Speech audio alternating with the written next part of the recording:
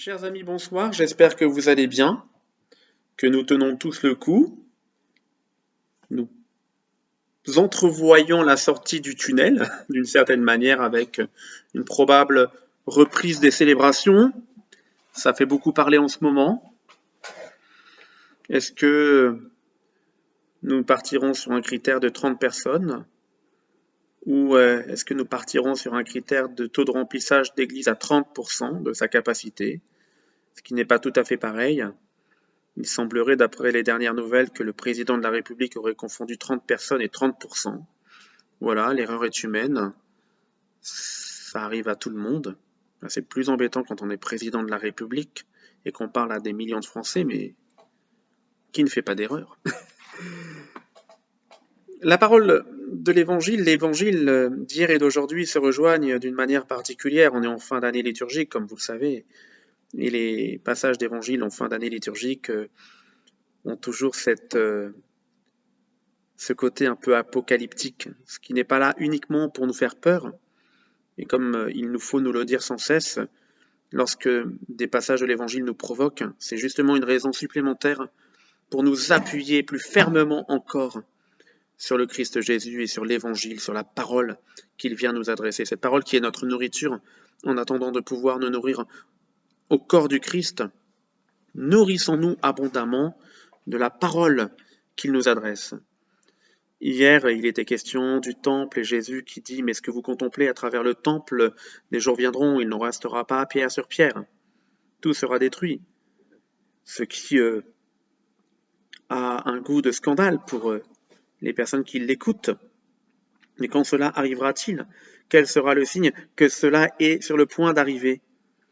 Et Jésus nous invite à ne pas nous laisser égarer, à ne pas perdre de vue que nous ne devons pas marcher derrière n'importe qui, mais marchons derrière le Christ Jésus. Et je pense que dans cette période un peu troublante que nous traversons, bien voilà, est-ce que nous nous appuyons sur le Christ? Est-ce que notre vie de prière est forte et solide? C'est pas les réseaux sociaux qu'il nous faut contempler. Parfois, de fait, ils nous égarent, ils nous égarent. Ne nous laissons pas égarer, mais accrochons-nous vraiment au Christ Jésus.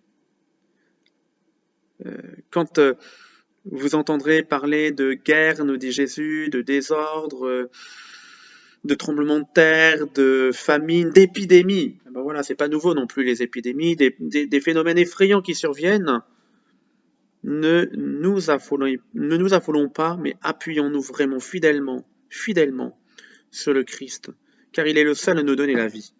Il est le seul à nous donner la vie comme un cadeau qu'il fait pour chacun de nous, qu'il procure à chacun de nous.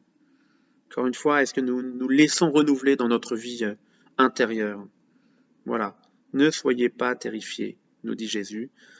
Et encore une fois, vous savez, quand on regarde l'histoire de l'humanité, des situations d'épreuves, il y en a depuis toujours.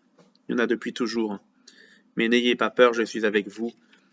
Ne cesse de nous dire le Christ Jésus. Et laissons-nous habiter par le moissonneur, comme nous dit Saint Jean dans la première lecture d'hier. L'heure est venue, l'heure de la moisson est là.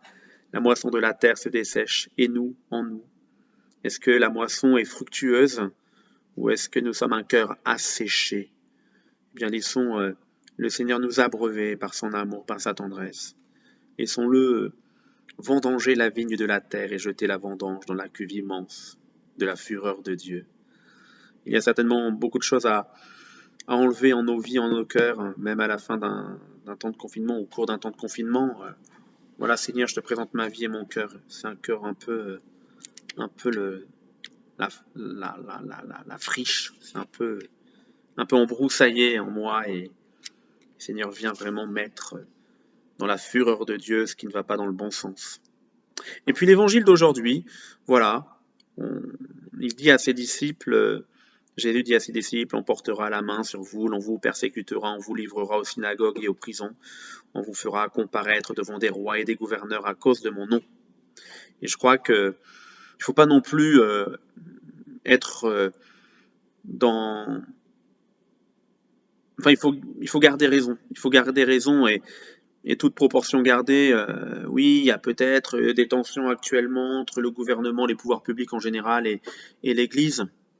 Un temps d'ajustement qui, qui se met en route et en valeur. Parfois, effectivement, on nous considère comme quantité négligeable. N'oublions pas que nous sommes une minorité, nous les chrétiens, les catholiques pratiquants, 2%. Et encore, ça a dû baisser avec la situation actuelle. Et évidemment, on voit toujours ce qui ne marche pas, ce qui ne va pas. Et en même temps, que nous dit le Christ Jésus dans la situation que nous traversons, dans les situations difficiles et d'épreuves que nous traversons? Nous aurons à rendre témoignage. Nous aurons à rendre témoignage. Et nous devons rendre témoignage avec joie, avec fierté, avec douceur. Voilà, on n'est pas un club de vieux ronchons, quoi. Les vieux ronchons n'attirent personne. Jamais, jamais, jamais. On n'est pas non plus des ultra revendicateurs. On doit juste témoigner de l'amour et de la tendresse de Jésus-Christ dans le monde qui est le nôtre. Voilà. Et comment on fait pour rendre témoignage? J'aime bien ce que Jésus dit ensuite. Mettez-vous donc dans l'esprit que vous n'avez pas à vous préoccuper de votre défense. Waouh, cool, génial. C'est moi qui vous donnerai un langage et une sagesse à laquelle tous vos adversaires ne pourront ni résister ni s'opposer. Je le répète, l'oraison, la vie de prière, le cœur à cœur avec Jésus. Seigneur, rends mon cœur semblable à ton cœur. C'est tout ce que je te demande.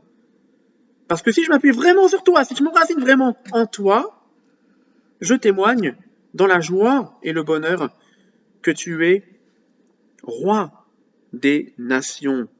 Que grandes, merveilleuses sont tes œuvres, Seigneur Dieu, souverain de l'univers. Comme le dit la première lecture, en chantant d'ailleurs le cantique de Moïse. Nous chantons les merveilles de Dieu, nous chantons les merveilles du Christ.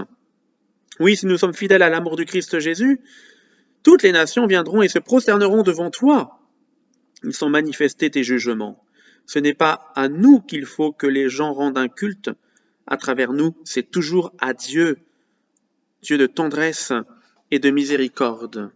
Oui, en étant témoins de l'amour de Dieu, en vivant ce cœur à cœur avec Dieu, certes, nous ne serons pas bien vus de tout le monde, y compris des personnes qui nous sont proches, dans nos familles même.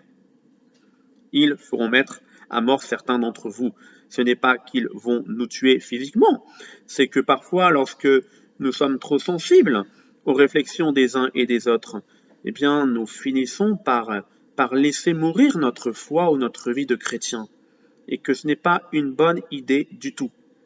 Il nous faut sans cesse, et c'est ce que le Christ Jésus dit à la fin de ce passage d'évangile, vivre dans une persévérance intense, c'est par votre persévérance que vous garderez votre vie. Oui Seigneur, rends-nous persévérants, que nous puissions garder notre vie, ta vie à travers ma vie. C'est une réelle invitation dans la situation que nous traversons et on n'est pas encore tout à fait sorti de l'auberge, entre guillemets.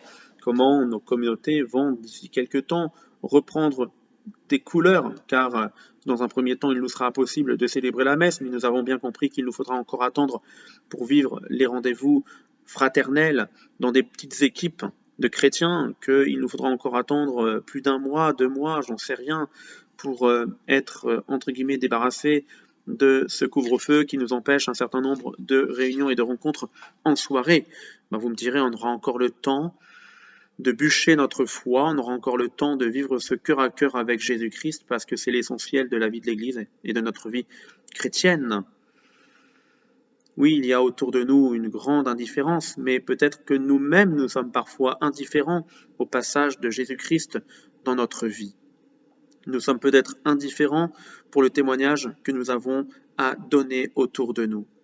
Eh bien, laissons l'Esprit Saint venir encore et toujours nous purifier, nous fortifier, nous affermir dans la foi et surtout que nous puissions chanter encore et encore les louanges du Seigneur. Oui, grandes, merveilleuses tes œuvres, Seigneur. Et unis à l'Église entière, nous osons redire, Notre Père, qui es aux cieux, que ton nom soit sanctifié, que ton règne vienne, que ta volonté soit faite sur la terre comme au ciel. Donne-nous aujourd'hui notre pain de ce jour. Pardonne-nous nos offenses, comme nous pardonnons aussi à ceux qui nous ont offensés. Et ne nous laisse pas entrer en tentation, mais délivre-nous du mal. Et que Dieu Tout-Puissant nous bénisse, le Père, le Fils et le Saint-Esprit. Amen. Eh bien, j'espère que demain on aura des bonnes nouvelles, en tout cas d'autres nouvelles pour que nous puissions justement nous fortifier en la présence réelle de Jésus-Christ.